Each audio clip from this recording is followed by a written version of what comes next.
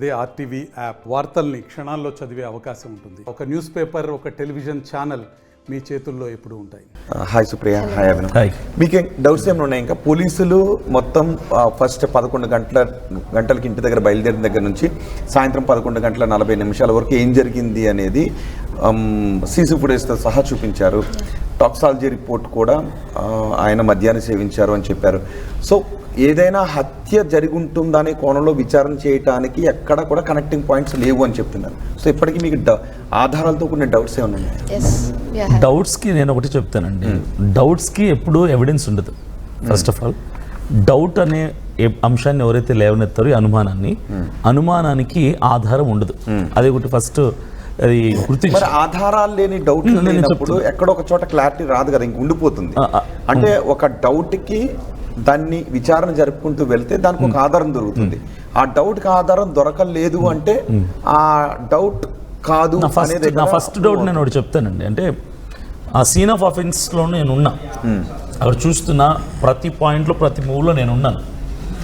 ఆయన చనిపోయిన తర్వాత మృతదేహాన్ని రాజమండ్రి గవర్నమెంట్ హాస్పిటల్ మార్చురీలో పెట్టారు. 24 మార్చి 24వ తారీఖు రాత్రి 12:30కి ఆయన చనిపోయారు. తర్వాత నెక్స్ట్ డే ఈవినింగ్ అంటే 25th ఈవినింగ్ 6 o'clockకి ఫ్యామిలీ మెంబర్స్ వచ్చారు. ఓకే, కేసు ఫైల్ చేయడానికి, రిపోర్ట్ చేయడానికి. వచ్చినప్పుడు సాయంకాలం 6 గంటల నుంచి రాత్రి 9 గంటల వరకు చాలా ఆర్గ్యుమెంట్స్ జరిగాయి. అక్కడ పాస్టర్స్కి, పోలీస్ డిపార్ట్మెంట్ వాళ్ళకి, ఫ్యామిలీకి మధ్యలో చాలా ఆర్గ్యుమెంట్స్ జరిగాయి. ఫ్యామిలీ మెంబర్స్ నేను చెప్తాను. అక్కడ నేనున్నా, లైవ్లో నేనున్నా. I was there in that argument. అయితే నేను ఫస్ట్ అడిగిన ప్రశ్న ఏంటంటే డిపార్ట్మెంట్ వాళ్ళని, అక్కడ ఎస్ఐసి సిఐ గారు వాళ్ళు ఉన్నారు, ఆ సీన్ ఆఫ్ అఫెన్స్ని మీరు రెస్ట్రిక్ట్ చేశారా అని అడిగా. చనిపోయినప్పుడు ఆయన ప్రవీణ్ పగడాల అని తెలియదు వాళ్ళకి. ఆయనకి ఇంత ఫ్యాన్స్ ఫాలోయింగ్ ఉంది కానీ, ఇంత ఫేమ్ ఉందని కానీ వాళ్ళకి తెలియదు. అయితే ఒక వ్యక్తి మరణించినప్పుడు రోడ్డు మీద పక్కన పడి, అది యాక్సిడెంట్ అయి ఉండొచ్చు, చంపు ఉండొచ్చు, సూసైడ్ అయి ఉండొచ్చు, సెల్ఫ్ యాక్సిడెంట్ అయి ఉండొచ్చు. ఈ 4 కోణాల్లో ఇన్వెస్టిగేట్ చేయాల్సినటువంటి రెస్పాన్సిబిలిటీ పోలీస్ డిపార్ట్మెంట్ వాళ్ళకి ఉంది.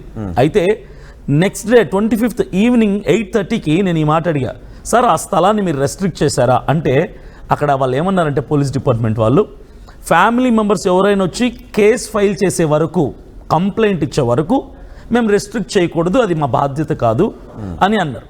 నేను అడ్వకేట్ కాల్ చేసి అడిగితే ఆయన ఒకటే చెప్పారు, ఎవరు చనిపోయిన వ్యక్తి ఆర్ఫన్ అయినా కూడా ఇమీడియట్గా సీన్ ఆఫ్ అఫెన్స్ని రెస్ట్రిక్ట్ చేయాలి. అక్కడ ముగ్గు గీయటం కానీ అక్కడ రెస్ట్రిక్ట్ చేయలేదు, ఫుట్ ప్రింట్స్ ఉంటాయి, ఫింగర్ ప్రింట్స్ ఉంటాయి, కాబట్టి అవేవి మిస్ అవ్వకుండా ఉండాలంటే ఆ సీన్ ఆఫ్ అఫెన్స్ని రెస్ట్రిక్ట్ చేయాలని చెప్పారు. నా ఫస్ట్ డౌట్ ఏంటంటే, వీళ్ళు 24వ తారీఖు రాత్రి 12:30కి చనిపోతే ప్రవీణ్ పగడాల గారు 26వ తారీఖు ఉదయం 11 గంటలకు సీన్ ఆఫ్ అఫెన్స్లోకి వెళ్ళిపోయి అప్పుడు రెస్ట్రిక్ట్ చేశారు. ఈ 35 గంటల పాటు చిన్నపిల్లలు, లేడీస్, జెంట్స్ వీడియోలు తీయటానికి, లైవ్ తీయటానికి, ఫోటోలు తీయటానికి ఎవరు పడితే 100 మంది వెళ్ళిపోయారు ఆ సీన్ ఆఫ్ అఫెన్స్లోకి. అంతా అయిపోయిన తర్వాత 26వ తారీఖు ఉదయం 11 గంటలకు వెళ్ళి, అంటే ఆల్మోస్ట్ 48 hours తర్వాత వెళ్ళిపోయి అప్పుడు రెస్ట్రిక్ట్ చేయడం వల్ల వచ్చే ఉపయోగం ఏంటి? ఎందుకు రెస్ట్రిక్ట్ చేయలేదు? అక్కడ నేను సీన్లో ఉన్నాను కాబట్టి, ఇన్సిడెంట్లో నేను లైవ్లో ఉన్నాను కాబట్టి నేను చెప్తున్నాను.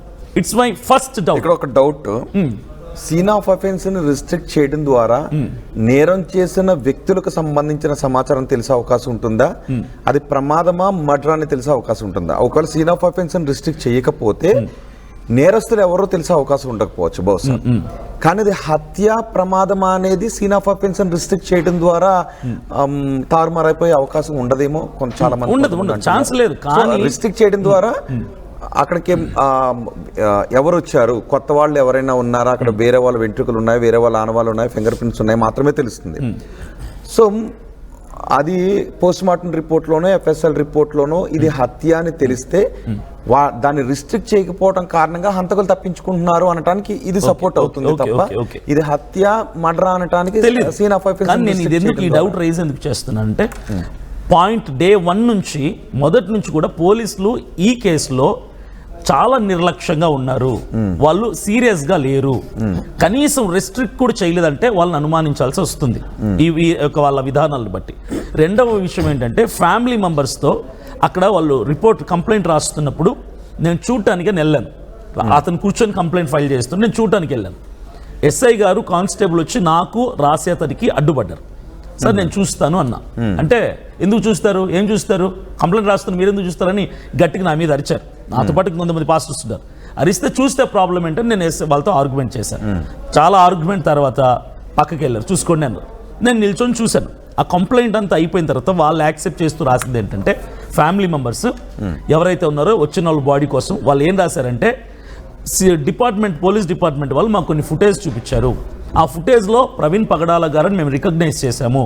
ఆయన అప్పటికే చాలా ఇబ్బందికరమైన పరిస్థితిలో ఉన్నట్టుగా, బండి నడపలేని స్థితిలో ఉన్నట్టుగా మాకు అర్థమైంది.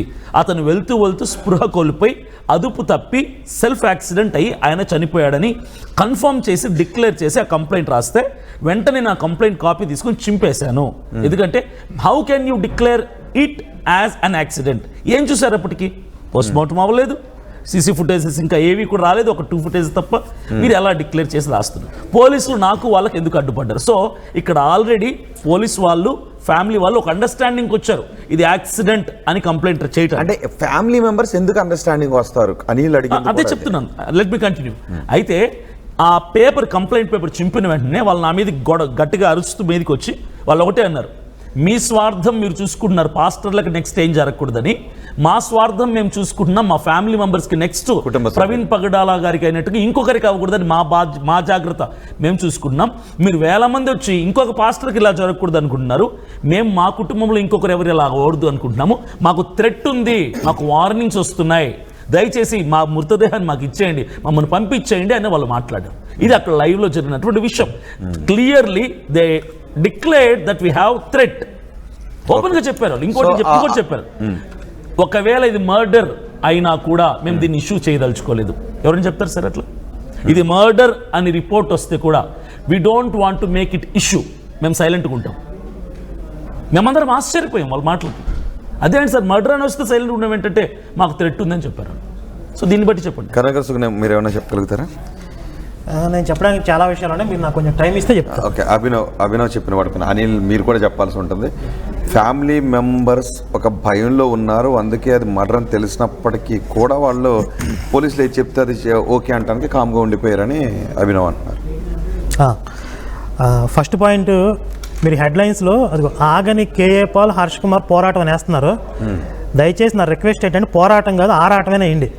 ఈ శవం మీద పేలాలు ఏరుకునే ఆరాటం ఇంకా వాళ్ళకి తగ్గలేదని వేయండి, అది పోరాటం కాదు. దయచేసి పోరాటం చేసే వాళ్ళకి ఇన్సల్ట్గా ఉంటుంది. ఇక ఇప్పుడు అభినయ్ గారు మాట్లాడినటువంటి విషయాల్లో ఒక పాయింట్, నేను చెప్పదలుచుకున్న విషయం కూడా ఏంటంటే, ఆయన అన్నారు ప్రవీణ్ పగడాల అనే ఒక వ్యక్తికి ఇంత ఫాలోయింగ్ ఉంటుందనే విషయం పోలీసులకు తెలియలేదు, అందుకని ఫస్ట్ అంత సీరియస్గా తీసుకోలేదు అన్నారు. కానీ వాస్తవం ఏంటంటే ప్రవీణ్ పగడాల అనే వ్యక్తి చనిపోయిన తర్వాత ఆయన పాపులర్ అయ్యాడండి. బ్రతికుండగా ఆయనకి ఎంత ఫేమ్ లేదు, ఇది అందరికీ తెలిసినటువంటి విషయం. ఇప్పుడు మీరు #ప్రవీణ్ పగడాలని యూట్యూబ్లో సెర్చ్ చేస్తే కనీసం 20,000 వీడియోలు ఉన్నాయి. 20,000 వీడియోలు, మీడియా అంతా కూడా చర్చలు జరుగుతున్నాయి. కాబట్టి ఇప్పుడు పాపులర్ అయ్యాడు. ఒక పాస్టర్ గారిని చంపేశారంట అని ఒక పుకార్లు వ్యాపించడం వల్ల క్రిస్టియన్స్ అందరూ రోడ్ల మీదకి వచ్చారు. ఇంకా మీకు బెస్ట్ ఎగ్జాంపుల్ ఏంటంటే, హర్ష కుమార్ గారు చెప్పారు, ఈయన చనిపోక ముందు బ్రతికున్నప్పుడు ఈయన ఎవరో నాకు తెలియదు, చనిపోయిన తర్వాత అందరూ మాట్లాడుకుంటుంటే నేను ఆయన వీడియోలు చూశాను, అప్పుడు ఆయన గురించి మాట్లాడుతున్నానని చెప్పారు. అంటే హర్ష కుమార్ అనే వ్యక్తికే ఈయన ఎవరో తెలియదు. అలాగే చాలామందికి ప్రవీణ్ పగడాల అనే విషయం ఆ వ్యక్తి గురించి చాలామందికి తెలియదు, చనిపోయిన తర్వాత పాపులర్ అయ్యారు. ఇంకొకటి, క్రిస్టియన్స్ అంత హై ప్రొఫైల్ ఉన్నటువంటి వ్యక్తి ఇలా రోడ్ల మీద చీప్గా తాగుతాడా అని యాక్సెప్ట్ చేయలేకపోవడానికి కారణం ఏంటంటే, ఈయన అసలు డబ్బులో పుట్టి డబ్బులో పెరిగాడు, గోల్డెన్ స్పూన్తో పెరిగాడు, లేకపోతే అంబానీ గారికి అల్లుడు, ఇలాంటి ఒక దృక్పథంతో చూస్తున్నారు. కానీ నిజానికి ప్రవీణ్ పగడాల గారికి అంత హై ప్రొఫైల్ లేదు. అది అనిల్ గారికి కూడా తెలుసు, బహుశా నేను అనుకుంటున్నాను, నేను అడగలేదు ఆయన. ఇంకా నేను గమనించినంత వరకు ఆయన చెప్పినటువంటి వివరాలను బట్టి ఒక 10-15 ఏళ్ల క్రితం ఆయన ఆ కడపలో వాళ్ళ అన్నయ్యని కొట్టాడనే ఒక కారణంతో వాళ్ళ ఫ్రెండ్ని ఎవరినో కొట్టి పడేశాడు. అతను చనిపోయాడు అనుకుని చెప్పి హైదరాబాద్ పారిపోయాడు ప్రవీణ్ పగడాల గారు. అంటే ఒక మర్డర్ కేసు నుంచి తప్పించుకోవడానికి వాళ్ళ అక్క అక్కడి నుంచి పంపించేసింది. ఎలాంటి ఆధారం లేకుండా హైదరాబాద్ వచ్చాడు. ఇక్కడి నుంచి మళ్ళీ మధ్యప్రదేశ్ వెళ్ళి ఒక 3 సంవత్సరాలు అక్కడ పరిచయం చేశాడని చెప్తున్నారు. అక్కడే వాళ్ళ వైఫ్ జెసికాతో ఆవిడతో పరిచయం కానీ వాళ్ళ మామగారితో పరిచయం కానీ అయినవి.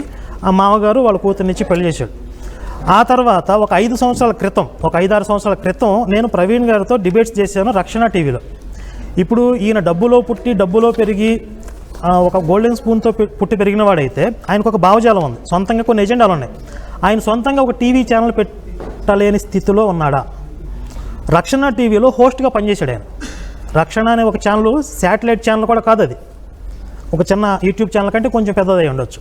అలాంటి ఛానల్లో తన భావజాలాన్ని చెప్పుకోవడానికి లేకపోతే తను అనుకున్నటువంటి ప్రోగ్రామ్స్ చేయడానికి ఒక హోస్ట్గా పనిచేశాడు. అక్కడ పనిచేసిన అవసరం ఏంటి? అలాగే ఆయన సొంతంగా ఒక పెద్ద చర్చిలు ఏమైనా ఆర్గనైజ్ చేస్తున్నట్టుగా కూడా లేదు ఎక్కడ. ఏదో కొంతమందికి పిల్లలకి బైబిల్ కోచింగ్ ఇస్తున్నానని అని చెప్పినటువంటి సందర్భాలు ఉన్నాయి. రీసెంట్గా రాజమండ్రిలో ఒక పాస్టర్ జేమ్స్ అనే పాస్టర్ పెట్టిన సెమినార్కి వెళ్ళాడు ఆయన. అలాగే విపి రెడ్డి పెట్టినటువంటి సెమినార్కి వెళ్ళాడు. ఆ విపి రెడ్డి పెట్టినటువంటి సెమినార్కి వెళ్ళినప్పుడు గిఫ్ట్ మనీగా విపి రెడ్డి గారు ఆయనకి అమౌంట్ ట్రాన్స్ఫర్ చేశానని చెప్పారు. ఫస్ట్ ఆయన వద్దని చెప్పారు, అయినా సరే నేను ట్రాన్స్ఫర్ చేశాను, సరే నేను చేస్తున్నటువంటి పరిచయాలు నేను వాడతానని చెప్పి ఆయన చెప్పారని చెప్పి విపి రెడ్డి గారు ఆ స్క్రీన్ షాట్లు కూడా చూపించారు. అంటే ఈయన ఒక సెమినార్కి వెళ్తే అక్కడ గిఫ్ట్ మనీ కూడా తీసుకునే స్థితిలో ఈయన ఉన్నాడు. కానీ క్రిస్టియన్స్ ఏంటి, ఈయన పెద్ద హై ప్రొఫైల్ అంట, ఈయన కంపెనీలు ఉన్నాయంట, అలాంటి వ్యక్తి తాగుతూ రోడ్ల మీద వెళ్తాడా? అది కాదండి. చనిపోకముందు ఆయన పరిస్థితి వేరే, వీళ్ళు ఊహించుకుంటుంది వేరే. కాబట్టి అంత హై ప్రొఫైల్ వ్యక్తి ఇలా రోడ్డు కరుణాకర్ సింగ్ గారు, ఇక్కడ చనిపోయిన వ్యక్తి ప్రొఫైల్ ఏంటి అనే దానికంటే చనిపోయిన వ్యక్తి మరణ కారణం ఏంటి అనేది ఆ భయాన్ని వ్యక్తం చేస్తారు. అంటే మరణ కారణం అంటే ఇక్కడ ఆల్కహాల్ లేకపోతే యాక్సిడెంట్ లేదండి. కాబట్టి అలా రోడ్ల మీద అంటే చనిపోయిన వ్యక్తి ప్రొఫైల్ ఆయన ఎంత ధనం ఉంది అనే దానికంటే అంటే వీళ్ళు ఇప్పుడు నేను చాలా చనిపోయిన వ్యక్తి క్రిస్టియన్ కాబట్టి ఆయన క్రిస్టియన్ కమ్యూనిటీకి సంబంధించిన మత ప్రచారాన్ని ఉధృతంగా చేస్తున్నారు కాబట్టి ఆయన అంతమొందించాలి అనే ఒక భావం ఏదో ఒకరిలో ఉంది. అది ముస్లిం కమ్యూనిటీలో ఉందా, లేకపోతే సనా అన్నట్టు హిందూ కమ్యూనిటీలో ఉందా, లేకపోతే హర్ష్ కుమార్ అన్నట్టు ఆయన ఎదుగుతున్నాడు అని ఇతర క్రిస్టియన్స్లో ఉంది. హర్ష్ కుమార్ ఆ మాట కూడా అన్నారు. కాబట్టి ఎవరో హత్య చేశారో ఆ వాస్తవం తేల్చండి. అతను ప్రొఫైల్ని చూసి కాదు హత్య చేసింది, అతను మాట్లాడుతున్న మాటలను చూసి, అతను క్రిస్టియన్ కమ్యూనిటీని ప్రచారం చేస్తున్న విధానాన్ని చూసి అతను హత్య చేశారు. ఈ పాయింట్ నేను వస్తాను. ముందు ఎందుకు చెప్పాను అంటే చాలా మంది క్రిస్టియన్స్ నమ్మలేకపోతున్నారు, అంత రిచ్ పర్సన్ అలా రోడ్డు మీద తాగుతూ వెళ్తాడా అని చెప్పి. ఏమైనా ముందు నుంచి ఉన్నటువంటి అలవాట్లు ఏమో అవన్నీ తెలియదు. ఇప్పుడు మీరు ఓళ్ళలోకి పోతే 10-15 కోట్ల ఆస్తులు అటువంటి రైతులు కూడా పొలాల్లో పని చేసుకుంటారు. అంత మాత్రం పొలాల్లో పని చేస్తున్నారు కాబట్టి ఈయన వెనకాల ఇన్ని ఆస్తులు ఉంటాయా, ఇన్ని ఆస్తులు ఉన్న వ్యక్తి ఇలా పని చేస్తా అనకూడదు. ఇప్పుడు ఆయన ఒకవేళ కొంత రిచ్ అయితే అయి ఉండొచ్చు, అలాగే ఆయన కొన్ని వ్యక్తిగత అలవాట్లు కూడా ఉండొచ్చు. ఈ ప్రొఫైల్ని బట్టి మేము నమ్ముతాం లేకపోతే లేదని మూర్ఖత్వం. ఇంకో మీ ముఖ్యమైన విషయం గమనిస్తే, ఈ విషయం మీద ఆరోపణలు చేసేవాళ్ళు, రాద్ధాంతం చేసేవాళ్ళు దూరం నుంచి చూసిన వాళ్ళే, దగ్గర నుంచి అతనితో తిరిగిన వాళ్ళు ఎవరు ఆరోపణలు చేయట్లేదు. సరే, ఇప్పుడు మీరు అడిగిన పాయింట్ ఏంటంటే అతని యొక్క క్రైస్తవ ప్రచార ఉధృతిని చూసి తట్టుకోలేని వాళ్ళు హత్య చేసి ఉంటారని చెప్పి. నేను ఈ విషయం మీద కొన్ని సందర్భాల్లో మాట్లాడింది ఏంటంటే, ఇప్పుడు కొంతమంది ఆరోపణలు చేస్తున్నట్లుగా ప్రవీణ్ పగడాల్ గారిని హత్య చేసి దీన్ని యాక్సిడెంట్గా చిత్రీకరించడానికి ఈ వ్యవస్థలన్నింటినీ కూడా మేనేజ్ చేస్తున్నారు. ఇప్పుడు హైదరాబాద్ నుంచి ఈ లిక్కర్ షాపులు దగ్గర నుంచి మొదలు పెడితే AP government, total government, police department, media, ఇలా ఎన్నో వ్యవస్థలు మేనేజ్ చేస్తున్నారు. సింపుల్గా అంటే ఇక్కడ అందరూ అమ్ముడిపోతారు నేను చెప్పట్లా. ఇప్పుడు ఇంత వ్యవస్థలు ఎవరో కొంతమంది నిజాయితీ పనులు ఉంటారు కదా, ఒకవేళ మేనేజ్ చేయడం సాధ్యం కాదు. ఒకవేళ అలా అనుకున్నా కూడా సింపుల్గా 1000 కోట్లు అవుతుందండి బడ్జెట్. మొత్తం హైదరాబాద్ నుంచి వైన్ షాపులు, 100 మంది సాక్షులు, సీసీటీవీ ఫుటేజ్లు, ఏపీ గవర్నమెంటు, పోలీస్ డిపార్ట్మెంటు, ఇంతమందిని మీరు మేనేజ్ చేయాలని కనీసం 1000 కోట్లు బడ్జెట్ అవుతుంది. ఇప్పుడు మా శివశక్తి ఛానల్ ద్వారా ఎంతవరకు జరుగుతుందో, మాలాంటి హిందూ సంస్థలు ఎలా పనిచేస్తుందో చాలామందికి తెలుసు. మాకు వచ్చే అరాకొరా డొనేషన్స్తో మేము చాలా గర్వాప్సీలు చేసాం, ఎంతోమంది పాస్టర్లను ధీటుగా ఎదుర్కొన్నాం. 1000 కోట్లు బడ్జెట్ పెట్టేవాళ్ళు ఎవరన్నా అంటే క్రిస్టియానిటీ ఎదుర్కోవాలి అనే ఒక కారణంతో 1000 కోట్లు బడ్జెట్ పెట్టేవాళ్ళు ఉంటే ఒక పాస్టర్ మీద ఇన్వెస్ట్ చేయండి. అంటే క్రిస్టియానిటీని ఎదుర్కోవాలి అని కాదు, క్రిస్టియన్స్లో భయాందోళన సృష్టించాలి అనే ఒక ఉద్దేశంతో పనిచేశారు. అందుకే ఇక్కడ మిగిలిన పాస్టర్స్ అందరూ ఒక్క నిమిషం వస్తాను. భయాందోళన కలగండి. ఒక వ్యక్తి హత్య జరిగితే కమ్యూనిటీ అంతా ఏకమవుతుంది, అగ్రెసివ్గా మారుతారు, గొడవలు జరుగుతాయి, వాళ్ళల్లో లేని ఐక్యత వస్తుంది. నిజంగా హత్య చేశారు అని తేలితే ఐక్యత కనిపించట్లేదు ఇక్కడ. అదే ఇక్కడ ఎమోషన్స్ రెచ్చగొట్టారు కాబట్టి టెంపరీగా కొంతమంది రోడ్ల మీదకి వచ్చారు. మెల్లగా ఆ వాదన వీక్ అవుతుంది, ఎవిడెన్స్ అన్ని కనపడుతున్నాయి. ఇప్పుడు అంత స్పష్టంగా సీసీ ఫుటేజ్లో ఏలూరు వైన్ షాప్లో మాస్క్ ఇక్కడ దాకా జారిపోయింది, ఈ ఫేస్ అంతా కనపడుతుంది. ఆయన ప్రవీణ్ కదా కాదు అని కదా అంటున్నారు. కావున ఒక్క నిమిషం, ఆయన ప్రవీణ కాదు ఒక్కటి చెప్పండి. మేమైతే ప్రవీణ్ గారు కాదండి. ఓకే, ఒక్క నిమిషం మీ దగ్గర కూడా వస్తాను. నేను అడిగిన పాయింట్ పోలీస్ స్టేషన్ లో జరిగిన ఆ ఇష్యూకి సంబంధించి ఫ్యామిలీ మెంబర్స్ చెప్పారు థ్రెట్ ఉంది, మర్డర్ అయినా పర్లేదు అంటున్నారు. అంటే కొంతమంది ఒకటి ఆ పాయింట్ కూడా కొంతమందికి థ్రెట్ ఉండొచ్చు, థ్రెట్ అయిన వ్యక్తి మరణించవచ్చు. ఆ మరణం ఆ థ్రెట్ కారణంగా జరిగిందా, ప్రమాదం కారణంగా జరిగిందా, మళ్ళీ ఇది వేరే విషయం. థ్రెట్ ఉండొచ్చు, కానీ ఆ థ్రెట్ ఉన్న వ్యక్తి మరణానికి ఏది కారణం అనేది కూడా తేల్చాలి. ఆ కారణాన్ని తేల్చేటప్పుడు ఈ సీసీ ఫుటేజ్ ఇవన్నీ కూడా వస్తాయి. సో మనం తీసుకుందాం. ఒక నిమిషం, రమణారెడ్డి అని ఒక కాలర్ ఉన్నారు. రమణారెడ్డి గారు మాట్లాడండి. ఓకే, కాల్ డ్రాప్ అయింది. ఒకవేళ ఎవరికైనా ఏదైనా డౌట్లు ఉంటే, సహేతుకమైన డౌట్లు ఉంటే, రమణారెడ్డి కూడా చాలాసేపు నుంచి వెయిట్ చేసినట్టున్నారు. ఎవరికైనా డౌట్స్ ఉంటే మాకు కాల్ చేసి మాట్లాడచ్చు. 04069316611, మరో నెంబర్ 04069316622. ఈ నెంబర్కి కాల్ చేసి మీకున్న అనుమానాలు ఏంటో మీరు నివృత్తి చేసుకోవచ్చు. ఓకే, ఒక్క నిమిషం. ఫేస్ రివీల్ అవ్వలేదు, ఎక్కడ మాస్క్ తీయలేదు అన్నారు. నిన్న పోలీసులు రిలీజ్ చేసినటువంటి సీసీటీవీ ఫుటేజ్లో గొల్లపూడి పెట్రోల్ బంకులో మాస్క్ తీసేశారు. ఓన్లీ హెల్మెట్ మాత్రమే ఉంది, మాస్క్ మొత్తం తీసేశారు. ఫేస్ సైడ్ ప్రొఫైల్లో రివీల్ అయింది. అది ప్రవీణ్ కాదా? బండి నడపలేని స్థితిలో ఆయన డ్రంక్ అయినటువంటి స్థితిలో ఊగుతూ వస్తున్నాడు. ఫేస్ మొత్తం రివీల్ అయింది, ఆయన ప్రవీణ్ కదా. తర్వాత ఏలూరులో రివీల్ అయింది, ప్రవీణ్ కదా. సరే, ఈ డైరెక్ట్గా ఆయన ఫేస్ రివీల్ అయినా ప్రవీణ్ కాదా అంటున్నారు. ఇప్పుడు అక్కడ పెట్రోల్ బంక్ ఎదురుగా, నయారా పెట్రోల్ బంక్ ఎదురుగా 70 కిలోమీటర్ల స్పీడ్తో బండి గోతులో దూసిపోయింది. అయితే చచ్చిపోయింది కూడా ప్రవీణ్ కదా, డూపే. అదంతా ప్రీ క్రియేషన్ అని కదా అంటుంది. అక్కడ ఒక మనిషి చచ్చిపోతే అంత స్పీడ్తో ఒక బండి వెళ్ళింది కదండి, ప్రవీణ్ కాదనుకుందాం. ఒక డూపు బండి డ్రైవ్ చేసుకుంటూ వచ్చాడు, ఒక బండి అయితే దూసుకుంటూ పోయింది కదా, అది గాల్లో వెళ్ళలేదు కదా బండి. అక్కడికి వెళ్ళిన మనిషి చచ్చిపోతాడు కదా, వాడేమైపోయాడు? ఆ మనిషి ఎవరు? అప్పుడు అంటే చచ్చిపోయింది డూపా, ప్రవీణ్ గారు ఎక్కడ బతికే ఉన్నారా? ఆ పొగలెక్కడం కూడా క్రియేట్ చేశారని కదా. అక్కడికి వచ్చారు, అక్కడ ప్లాన్ చేశారు, ఆ స్పాట్ ని ప్లాన్ చేశారు. బైక్ లైట్ ట్రావెల్ చేస్తుంది కనపడింది, క్లియర్. దుమ్ము లేచినట్టు లైట్ ట్రావెల్ చేస్తూ దూసుకుంటూ వెళ్ళిపోయింది కనపడింది. 1 మినిట్ బిఫోర్ ఆ బైక్ ఎక్కడ క్రాస్ అయిందో కూడా, అంతకుముందు ఉన్నటువంటి హాస్పిటల్లో ఉన్నటువంటి సీసీటీవీ నుంచి కూడా 500 మీటర్స్ వెనక ఉన్నటువంటి ఇది కూడా తీసుకున్నారు. మొత్తం స్టెప్ బై స్టెప్ అంతా మొత్తం ట్రాక్ తీసుకొచ్చారు కదండి. అక్కడ దాకా యాక్సిడెంట్ జరిగిన ప్లేస్ వరకు బైక్ ట్రావెల్ అయింది చూపించారు. బైక్ దూసుకుంటూ పోయింది. సరే, ప్రవీణ్ కాదనుకుందాం, ఎవరో ఒక మనిషి ఉంటాడు కదా దాని మీద, ఆయన చచ్చిపోతాడు కదా. ఆ చచ్చిపోయింది ఎవరు?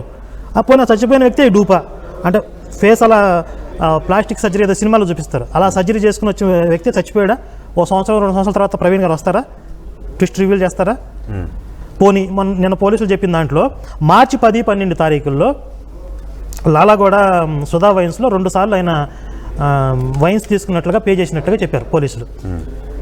వీళ్ళు ఏమంటున్నారంటే 10 రోజుల క్రితం రాజమండ్రిలో కాదు, అట్లయితే హైదరాబాద్లో కూడా కొని ఉంటాడు, హైదరాబాద్లో కూడా చూపించండి అని చెప్పి హర్ష్ కుమార్ చెప్తున్నారు. చూపిస్తారు ఖచ్చితంగా.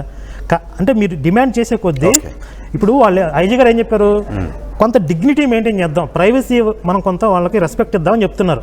ఇప్పుడు వీళ్ళు రెస్పెక్ట్ ఇవ్వకుండా రాద్ధాంతం చేసి ఆయనకి తాగే అలవాటు ఉందని పబ్లిక్లో మొత్తం పోలీసులే రివీల్ చేసేదాకా వీళ్ళు నిద్రపోలా.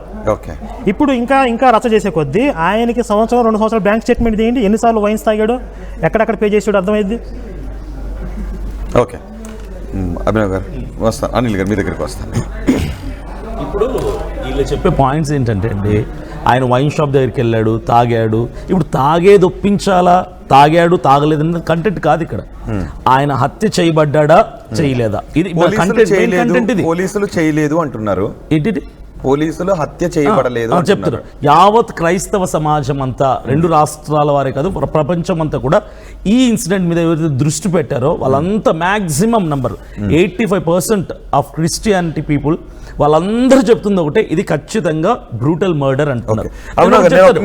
ఆ పాయింట్ లో నేను అడుగుతాను, ఒక మర్డర్ ఏ పరిశోధన ద్వారా అది మర్డర్ అని తెలుసుద్ది. ఒక మర్డర్ అని అందరూ నమ్ముతుంటుంటారు చాలా సందర్భాల్లో, కానీ అది ఒక శాస్త్రీయ పరిశోధన ద్వారా పోలీస్ ఇన్వెస్టిగేషన్ లో అది మర్డర్ హత్య అని తెలుస్తుంది.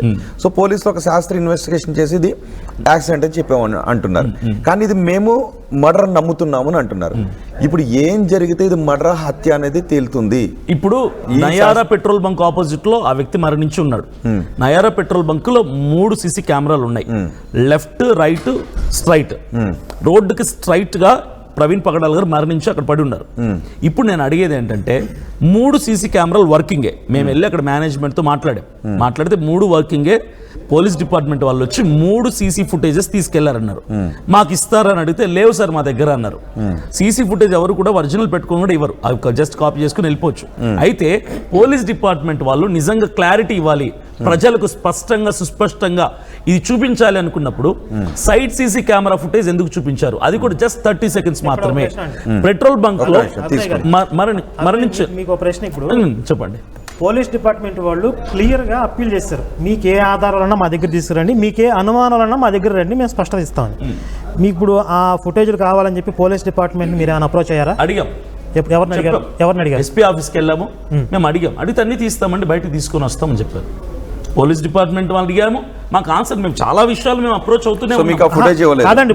ఒకసారి డిపార్ట్మెంట్ కాల్ చేస్తారా?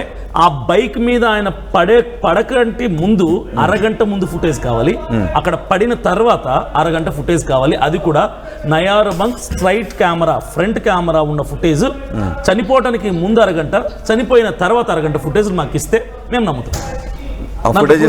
నమ్ముతారు. ఓకే, ఒక్క నిమిషం, ఒక మీ దగ్గరికి వస్తాను. సుప్రియ కొడతాం మాట్లాడు. సుప్రియ మాకున్న మెయిన్ పాయింట్స్లో ఫస్ట్ పాయింట్ ఏంటంటే అక్కడ బాడీ దొరికింది అని పోలీసులు చెప్పింది మా కానిస్టేబుల్ సోన్సే చూసారని ఒకసారి చెప్పారు.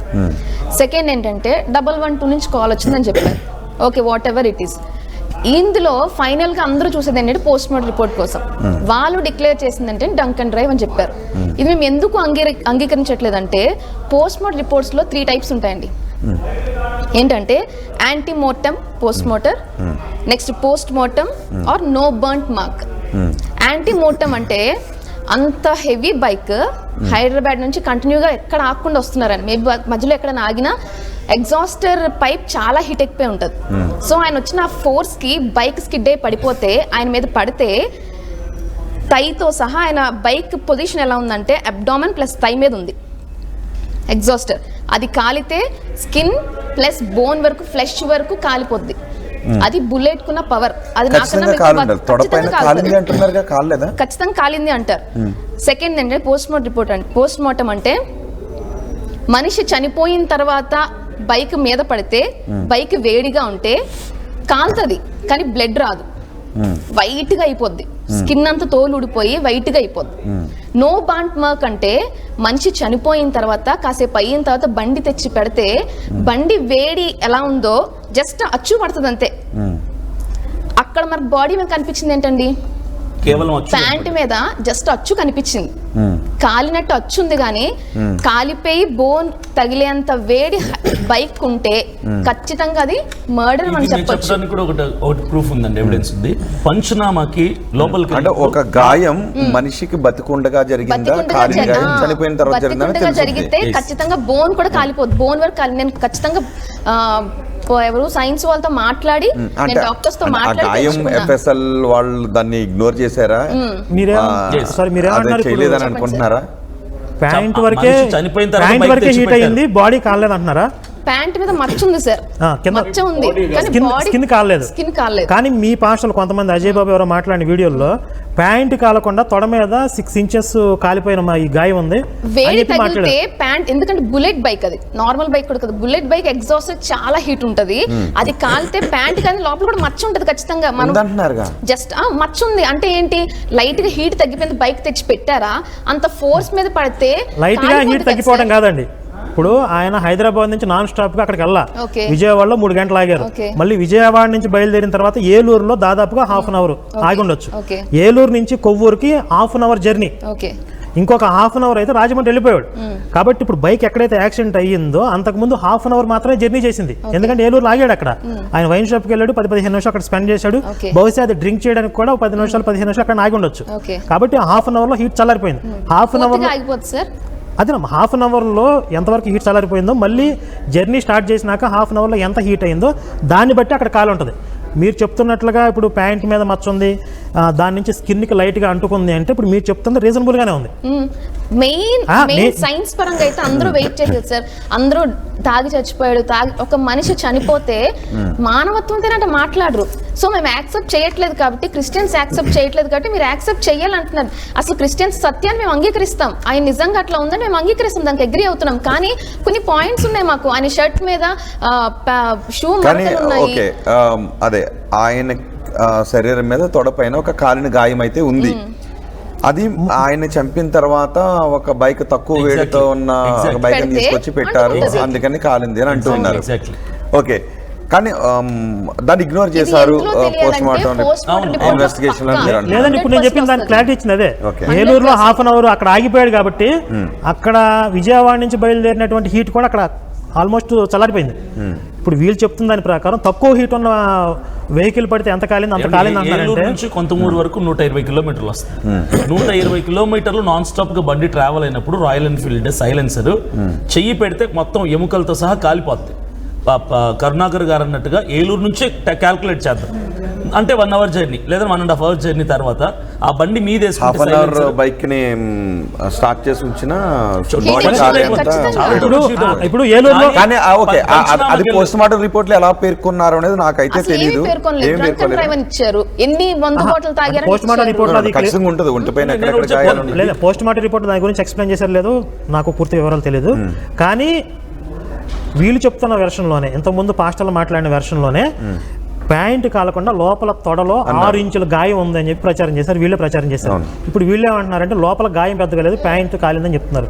2-3 వెర్షన్స్ వీళ్ళే చెప్తున్నారు. కాలింది కాలేదని ఇప్పుడు పోస్ట్ మార్టం రిపోర్ట్ ఖచ్చితంగా ఫ్యామిలీ మెంబర్స్ ఇస్తారు కదా. మీరు ఆ పోస్ట్ మార్టం రిపోర్ట్ చెప్పారు ఐజీ గారు, రిపోర్ట్ ఏమో కంక్లూజన్ చెప్తా ఉన్నారు. ఇక్కడ వాళ్ళు చెప్పేది వీళ్ళు చెప్పేది పక్కన పెట్టాలా. 80% people still believe it is a murder, cold murder అని చెప్తున్నారు. సో అంటే వాళ్ళు చెప్తున్నటువంటి విధానంలో ఈ మర్డర్ జరగాలంటే ఇది చాలా high level. I don't think locally, I don't think anybody has. అదే కదా, లోకల్ గా జరిగింది కాదు, హై లెవెల్ లో జరిగింది. సో గవర్నమెంట్ ఇన్వాల్వ్ అయిందా? నేను అనేది ఏమంటే I'm there with the community. Doubt అదే, I'm there with the community. Post mortem లో ఈ రిపోర్ట్ లో దీన్ని అంతని స్కిప్ చేసుకున్నారు, బైపాస్ చేసుకెళ్లారు అంటే ఓపెన్ చేయడానికి మేము మాట్లాడుతున్నాం already. I'm there with them already. Harsha Kumar గారు నిన్న మాట్లాడారు, ఆయనకు కూడా చెప్తున్నాం please come down, we're there. Repost mortem ఎందుకంటే database we can't go with 2 people or 1 organization. 80% people which is a big population of people. So అంతమంది దీని మీద ఇంకా ఇది వచ్చి అంటున్నప్పుడు రీఓపెన్ చేయాల్సిందే ఖచ్చితంగా. రీపోస్ట్ మార్టానికి కూడా పోవాల్సిందే ఖచ్చితంగా. వాళ్ళ అనుమానాలు అంటే మనకి చట్టంలో ఉన్నాయి అవన్నీ. నేను పర్సనల్ గా I have called a dozen leaders to form joint action team out చేస్తున్నాం. అడ్వకేట్స్ కోసం సపరేట్ ఒక టీమ్ చేస్తున్నాం, register body who will definitely look in to this. So community తరఫున ఖచ్చితంగా ఫైట్ చేశారు. కారణం ఏంటంటే big population are looking at this is a murder. సో అది నివృత్తి చేద్దాం, ఖచ్చితంగా నివృత్తి చేయాలి. లేకపోతే నివృత్తి కాకుండా ఇది పోతానే ఉంటుంది. అది చట్టంలో ప్రొవిజన్ ఉంది మనకి చేసుకోవడానికి, రివ్యూ చేసుకోవచ్చు, పోస్ట్ మార్టం అన్ని చేసుకోవచ్చు. సో అది చేసేది నా అపీల్ ఏంటంటే, నిన్న మిస్టర్ సునీల్ ఈ స్పీకింగ్ అంటే కొంచెం చదువుకున్న వాళ్ళు, IAS, is an IAS guy from liberal party. So ఆయన ఒక 1 hour వీడియోతో విత్ ప్రాపర్ ఎవిడెన్స్తో వస్తున్నాడు. ఈ పాయింట్ నుంచి ఈ పాయింట్కి ఆయన ఇన్ని కిలోమీటర్ల వేగంతో ఎట్లా వెళ్తాడు, యూనో ఏలూరులో ఇక్కడ నుంచి ఇక్కడికి ఇంత షార్ట్ డిస్టెన్స్. సగటు వేగం కూడా 67-70 కిలోమీటర్స్ ఉంది యావరేజ్ స్పీడ్. వైన్ షాప్ లో 10:10 కి నైట్ 10:10 కి ఆయన వైన్ కొన్నట్టుగా లిక్కర్ పర్చేస్ చేసినట్టు చూపించారు. 11:30కి నైట్ 11:30కి కొవ్వూరు టోల్ ప్లాజా దగ్గర ఆయన ట్రావెల్ అయినట్టు చూపించారు, పాస్ అవుతున్నట్టు చూపించారు. 10:10 నుంచి 11:30కి అంటే ఆయన ఆల్కహాల్ కొన్నప్పుడు ఆ తాగడా, ఇంటికి వెళ్ళాక తాగుదాం అనుకుంటాడా? ఒకవేళ తాగాడు అనుకుంటే తాగటానికి ఒక 20 నిమిషాలు తీసేయండి, 10 నుంచి 20 నిమిషాలు పోతే 10:30. ఏలూరు నుంచి కొవ్వూరు టోల్ ప్లాజా వరకు 80 కిలోమీటర్స్ ఉంటుంది. 80 కిలోమీటర్స్ ఒక తాగిన వ్యక్తి, అప్పటికే 2 సార్లు కింద పడి లేచిన వ్యక్తి, చాలా అన్కంఫర్టబుల్ గా ఉన్న వ్యక్తి, దట్టు లైట్ లేకుండా, చీకట్లో హెడ్ లైట్ లేకుండా 1 గంటలో 80 కిలోమీటర్ ట్రావెల్ చేసి రాగలడా? నేను చెప్తాను. Is it possible? నేను చెప్తాను. ఇప్పుడు ఆయన తాగడానికి 20 మినిట్స్ వేశారు. 20 మినిట్స్ ఆయన తీసుకునే వేగం మనకు తెలియదు కదండి. ఆయన గుట్టుకుమని మంచినీళ్ళు తాగాడు, తాగేస్తారో మనకు తెలియదు. 5-10 నిమిషాలు కూడా చేసి ఉండొచ్చు. తాగాడు కాబట్టి ఓవర్ స్పీడ్తో వెళ్ళాడు అంటున్నా నేను. ఫుటేజ్ చూస్తే ముందు వెళ్తున్నటువంటి వెహికల్ లైటింగ్ పట్టుకుని ట్రావెల్ చేస్తున్నట్టు కూడా పోలీసులు చెప్పారు. చాలా ఫాస్ట్గా వెళ్తున్నట్టు ఫుటేజ్లు చూపించారు. గంటకి 70-80 కిలోమీటర్ స్పీడ్ ఆయన ఎక్కడ తగ్గల. కొన్ని చోట్ల 90 కిలోమీటర్ స్పీడ్తో కూడా వచ్చాడు. ఇక నేను ఒక క్వశ్చన్ రైజ్ చేస్తాను సార్. ప్రతి వ్యక్తి జర్నీ చేస్తున్నప్పుడు కాజ్ ఆఫ్ జర్నీ అనేది ఒకటి ఉంటుంది. ఇప్పుడు నేను కారులో వచ్చాను, ఎక్కడికి వెళ్తున్నా ఉంటే ఆర్టీవీకి వచ్చాను. ఇప్పుడు ప్రవీణ్ పగడాల గారు హైదరాబాద్ నుంచి రాజమండ్రికి ఎందుకు ట్రావెల్ చేశాడు? And what cause he travelled from Hyderabad to Rajahmundry? A cause చేత? అది ఇంట్లో వాళ్ళకే తెలుస్తుంది. ఏ కాజ్ చేత నేను ఏమంటానంటే, ఒక పాస్టర్ గా ఉన్న వ్యక్తి, చాలా మందికి ఇన్ఫ్లుయెన్సర్ గా ఉన్న వ్యక్తి, చాలా మంది అభిమానులు ఉన్న వ్యక్తి, ఒక పాస్టర్ గా ఆయన ముందుకెళ్తూ ఆయన రాజమండ్రికి ఎందుకు వెళ్తుంటే రాజమండ్రికి బైబిల్ కాలేజ్ కోసం అని చెప్పారు. వాస్తవానికి కారణం ఏంటనేది ఇంట్లో వాళ్ళకే తెలుస్తుంది ఖచ్చితంగా. అయితే రాజమండ్రికి వెళ్ళిన తర్వాత ఎవరో ఒకరిని కలవాలి కదా ఖచ్చితంగా. అక్కడ ఫ్యామిలీ మెంబర్స్ ఉంటారా, పాస్టర్స్ ఉంటారా, ల్యాండ్ సేల్ చేసిన వాళ్ళు ఉంటారా, ఎవరో ఒకరు ఆయన కంపల్సరీ కలవాలి. ఇప్పుడు జర్నీ చేసిందే తాగటానికి అన్నట్టుగా చూపిస్తున్నారు పోలీసు వాళ్ళు ఫుటేజ్ అంతా కూడా. ఆయన ట్రావెలింగ్ చేసిందే, జర్నీ చేసిందే కేవలం తాగడం కోసం అన్నట్టుగా చూపిస్తున్నారు. ఎందుకంటే హైదరాబాద్లో మొదలు పెడితే కోదాడ, ఏలూరు 3 చోట్ల 3 వైన్ షాప్లో 3 బ్రాండ్లు తాగినట్టుగా చూపిస్తున్నారు. అంటే కేవలం తాగడం కోసమే ట్రావెల్ చేశాడు అన్నట్టుగా చూపిస్తున్నారు. నేను ఒక విషయం అడుగుతాను. ఓకే, మనం మొదటి నుంచి తీసుకుంటే మీరు ఆయన ఫోటోగ్రాఫ్ని చూసినా, వీడియోని చూసినా గుర్తుపట్టగలుగుతారా? డెఫినెట్ గా. ఓకే, హైదరాబాద్ లో లిక్కర్ షాప్ లోకి వెళ్ళింది ఆయన కాదా? కాదు, ఆయన కాదు. సో హైదరాబాద్ లోనే ఆయన్ని కిడ్నాప్ చేశారు. సో ఇంటి దగ్గర నుంచి బయలుదేరి ఇంటి దగ్గర నుంచి బయటకు వచ్చారు అన్నది కూడా అబద్ధమేనా? అంటే ఒకటిసారి ఇప్పుడు మాకు ఇంటి దగ్గర సర్కిల్ లో 11 గంటలకు ఒక వీడియో చూపించారు. 2 డౌట్లు ఉన్నాయి. ఒకటి, డౌట్ నెంబర్ 1 ఏంటంటే, ప్రవీణ్ పగడాల గారి డ్రెస్ ని, ఆయన వాచ్, హెల్మెట్, మాస్క్ అన్ని కూడా తీసుకొని ప్రవీణ్ పగడాల గారిని కిడ్నాప్ చేసి కంట్రోల్లో పెట్టుకుని ఇంకొక వ్యక్తికి, ఆయన లాంటి పర్సనాలిటీ ఉన్న ఒక వ్యక్తికి అవన్నీ వేసి అతన్ని తిప్పారేమో, ఇవంతా కూడా అతన్ని ఎక్కడో చంపేసి సీన్ ఆఫ్ అఫెన్స్ లో తీసుకొచ్చి పడేశారేమని ఒక అనుమానం. రెండో అనుమానం ఏంటంటే, ఈయనకి ఫ్యామిలీ అంటే చాలా ప్రాణం. చాలా సందర్భాలు ఆయన చెప్పాడు, పిల్లలన్నా వైఫ్ అన్నా చాలా చాలా ప్రాణంగా ప్రేమిస్తాడు. అయితే ఈయనని బ్లాక్మెయిల్ చేయడు. ఈయనని చంపుతానంటే భయపడ్డాను, చాలాసార్లు చెప్పాడు నన్ను చంపుతామన్నారని పెద్దగా భయపడ్డు. అయితే ఫ్యామిలీని ఎవరినని టార్గెట్ చేసి, నువ్వు మా మాట వినకపోతే, మేము చెప్పినట్టు చెయ్యకపోతే పలానా వాళ్ళని చంపుతాం అని భయపెట్టి ఈయనని కంట్రోల్లోకి తీసుకొని ఈయనతోని ఇవన్నీ చేయించుండారు అనేటువంటి ఒక విషయం చెప్తాను. ఒకవేళ ఇదే నిజమని అనుకుంటే నేను మిమ్మల్ని అడుగుతాను డైరెక్ట్. ఒక్క నిమిషం. 400 కిలోమీటర్ల దూరంలో మ్యాప్ చేసి, 400 కిలోమీటర్ల ట్రాక్ని మ్యాప్ చేసి, కుటుంబంలో ఒక తండ్రిని, భర్తని క్రూరంగా చంపేస్తే ప్రాణానికి తెగి ఎవరో కూడా రక్తం ఉడికిపోతుంది. ఎవరో కూడా నన్ను కావాలంటే నేను చచ్చిపోతా, నేను వాస్తవం మాట్లాడతానంటారు తప్ప, సర్లే భర్త చనిపోయాడు, తండ్రిని చంపేని, నేను హాయిగా ఇంట్లో కూర్చుంటానని నాకు తెలిసి ఎవరు కూడా అనరు. మీరు అనగలుగుతారా? ఒక్క విషయం చెప్తాను. మీరే మీ ఫాదర్నో, మీ ఇంట్లో బిడ్డనో ఎవరినైనా ఇట్లా తీసుకుని వెళ్ళి చంపేసి మీరు నోరు మూసుకుని ఉండండి అని అంటే, మీ కళ్ళ ముందు కనబడుతూ ఉంటే, లేటర్ మీ తర్వాత లక్షలాది మంది మీరు నిజం చెప్పండి అని వచ్చినప్పుడు మీరైనా నిజం చెప్పకుండా ఇంట్లోనే ఉండగలుగుతారు? మీరు చెప్పండి, నువ్వు చెప్పమ్మా, ఉండగలుగుతావా? మీ ఫాదర్నే మీ మెడ మీద కత్తి పెట్టి చంపేసి ఒక డూప్ని 480 కిలోమీటర్లో ట్రాక్ని క్రియేట్ చేసిన తర్వాత అది నీకు చూసి అబద్ధం అని చెప్తుంటే ఇంట్లో నువ్వు ఉండగలుగుతావా? బయటకు వచ్చి వాసన చెప్పాలి. నేను చంపినా పర్లేదు, బయటకు వచ్చి మాట్లాడతావు కదా. మరి అక్కడ పాయింట్ ఉంది కదా అనిల్ గారు. ఎందుకంటే మీరు వెరీ ఫస్ట్ మాట్లాడారు కుటుంబ సభ్యులు మాట్లాడలేదు ఎందుకని, దానికి మీరు ఒకటే మాట చెప్పారు. సో మీరు మాట్లాడినప్పుడు ఇప్పుడు మరి ఆ కుటుంబ సభ్యులు ఇంకా మాకు థ్రెట్ ఉంది మాట్లాడను అని అనటం, కోట్లాది మంది క్రిస్టియన్స్ అక్కడికి వచ్చి మీ వెనక నిలబడతామన్నా కూడా ఇంకా థ్రెట్ ఉంది అని ఉండిపోయారు. ఇంకోటి మనం అబ్జర్వ్ చేస్తే, జెసికా గారు, ప్రవీణ్ పగడాల గారి వైఫ్ ఎవరైతే ఉన్నారో ఆవిడ బరియల్ రోజు చర్చిలో ఒక ప్రెస్ ముందర మాట్లాడి ఏమన్నారంటే, మనం క్షమించేద్దాం, నో గ్రెడ్జ్, పగవద్దు, మనం క్షమించేద్దాం అన్నారు. యాక్సిడెంట్ అయితే క్షమించేద్దాం అన్న మాట వాడరు ఎవరు కూడా. So, అంటే అప్పటికి ఆవిడ version చూడండి. ఆ రోజుకి ఆ ఇన్సిడెంట్ జరిగేటప్పటికి 100% ఇది హత్య అని అనుకుంటూనే ఉన్నారు. ఈవెన్ హిందువుల్లోనూ ముస్లింస్లోనూ అందరిలోనూ బయటకి సేమ్ డే ఐ థింక్ ఇది చూస్తుంటే ఫుటేజ్ అంతా డౌట్ఫుల్ గా ఉంది, అది హత్యలానే ఉంది, హత్యలాగా ఉంది అని చెప్పి నేను ఒక వీడియో చూసిన. నేను రక్షణ టీవీ ఓనర్ దీని గురించి ఇంకా ముందుకు వెళ్ళాలా, బెనర్ గారు మాట్లాడుతూ ఇది హత్యలాగా ఉంది, సో దీని గురించి నేను ప్రేర్ చేయండి, బట్ దీన్ని ఇన్వెస్టిగేట్ చేయాలని. So end of the day ఏంటంటే ఇది చాలా హైప్ తీసుకొని ఇది హత్య అనే కోణంలో ప్రయాణం చేస్తుంది, ఇప్పుడు కూడా ప్రయాణం చేస్తుంది. సో దాన్ని కరెక్ట్ గా ఎవిడెన్స్ తోటి రావట్లేదు ఎవరు. ఇప్పుడు హర్ష్ కుమార్ గారు మాట్లాడుతున్నాడు, K Paul mysterious person, I'm waiting, ఆయన ఏ ఎవిడెన్స్ తోస్తాడని చూస్తున్నాడు. ఏంటంటే ఇది ఒకవేళ హత్య అయితే ఈ చోటా మోటా వాళ్ళతో అయ్యేది కాదు.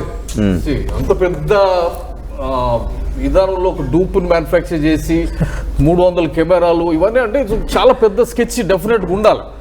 సో కొన్ని లెజిటిమేట్ పాయింట్స్ ఆ స్పీడ్ అట్లా ఉంది కాబట్టి దీన్ని ఖచ్చితంగా రీఓపెన్ చేయడానికి మాట్లాడాల్సిందే, ఎందుకంటే ప్రజల మనోభావాలు ఉన్నాయి ఇక్కడ.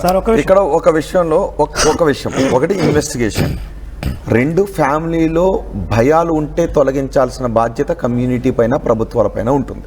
సో అదొక పాయింట్. నేను నిన్న హర్ష్ కుమార్ గారు చూస్తా ఉన్నాను, నేను ఫ్యామిలీ మెంబర్సే. ఇప్పుడు ఓన్లీ ఆయన అవునా కాదా, తాగుతారా లేదా, ఇప్పుడు మీకు మాస్క్ కట్టి, ఒక ఫేస్ మాస్క్ కట్టి, ఒక ఫోటోని, ఒక 50 మందిలో ఫోటోని పెట్టి బ్లర్గా చూపించిన మీ కుటుంబ సభ్యుని తీసుకొచ్చి ఇందులో ఎవరో చెప్పండి అంటే బ్లర్ చేసిన ఈయనని టక్మని చెప్తారు.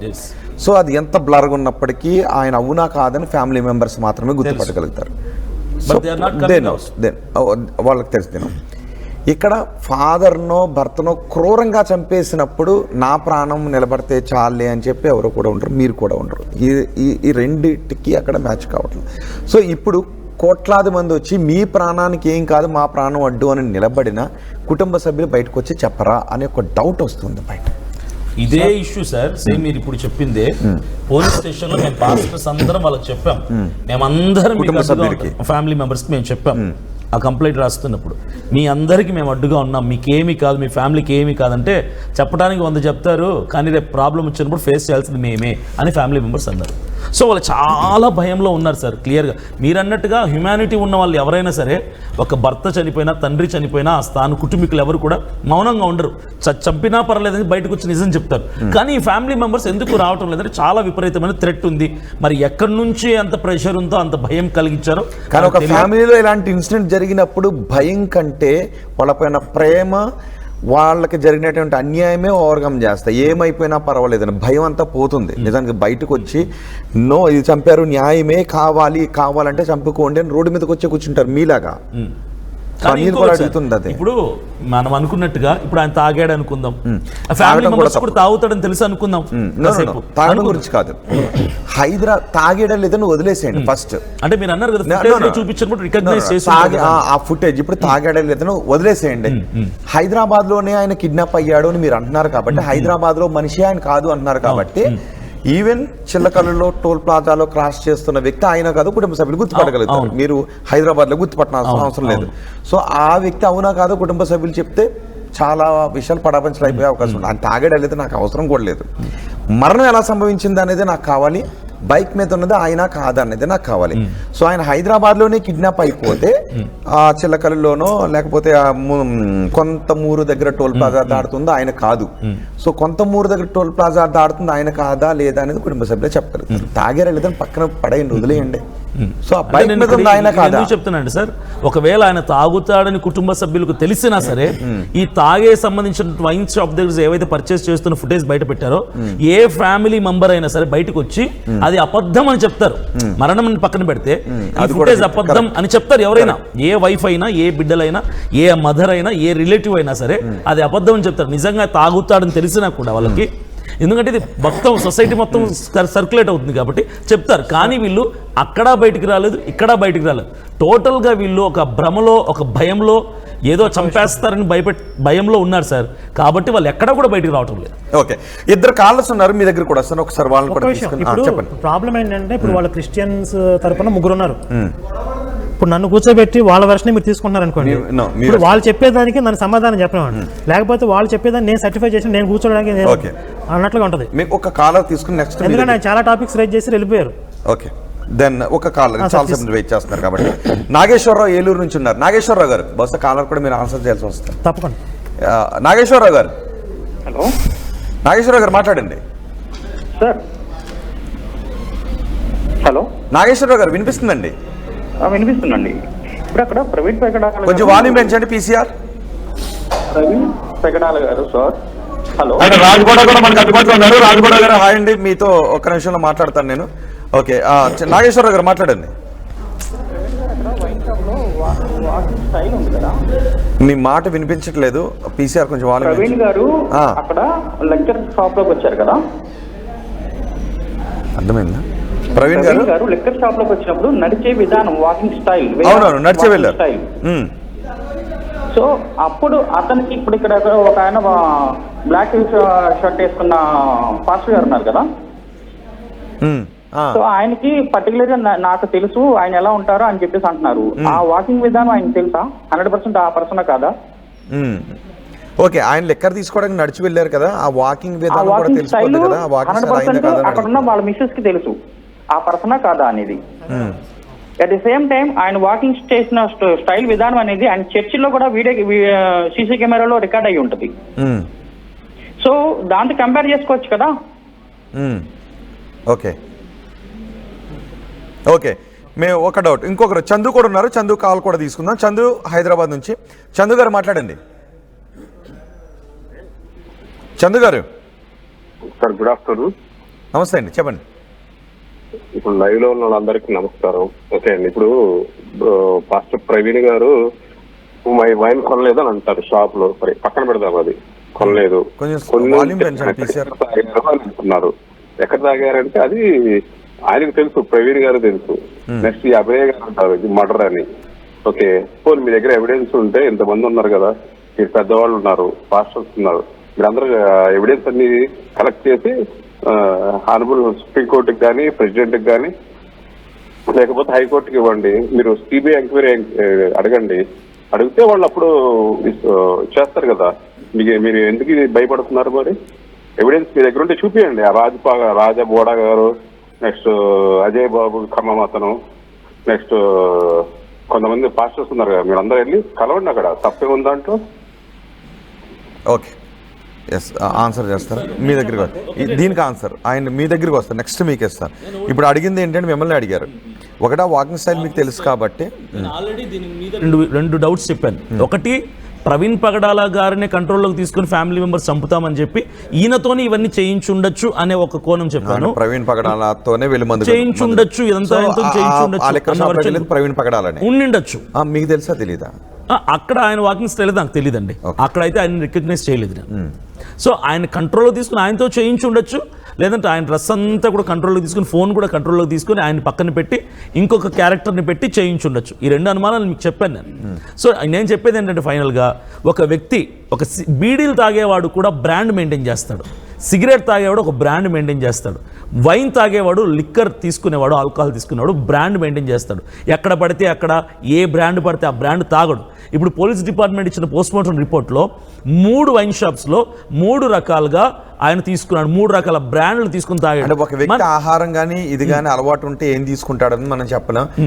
చాలా పెద్ద ఓకే, నేను ఇక్కడ ఆయన అలవాట్లు ఇదేంటని చెప్పడం. సో బ్రాండ్ గురించి మనం అంటే లెస్ ఛాన్సెస్. అంటే ఒక వ్యక్తి అలా తీసుకోడు కదండి. అంటే ఒక వ్యక్తికి ఏది ఇష్టం, ఒకవేళ ఆయన తీసుకుంటాడు లేదు నాకు తెలియదు, కానీ తీసుకుంటే అది ఏం తీసుకుంటాడో ఆయన ఇష్టాలు ఏంటి అనేది మనం చెప్పలేం. బ్రాండ్ గురించి ఎప్పుడు కూడా చెప్పలేం. ఓకే, మిగతా ఒక్క నిమిషం అండి. ఎవిడెన్స్లు పట్టుకెళ్ళి మీరు సిజిఐకో రాష్ట్రపతికో ఇవ్వచ్చు కదా? డెఫినెట్గా నెక్స్ట్ ఫర్దర్ అదే చేస్తున్నాం. ఓకే, మరిన్ని వీడియోస్ కోసం ఛానల్ ని సబ్స్క్రైబ్ చేయండి, లేటెస్ట్ అప్డేట్స్ కోసం వాట్సాప్ ఛానల్ ని ఫాలో చేయండి, అండ్ లింక్ డిస్క్రిప్షన్ లో ఉంది.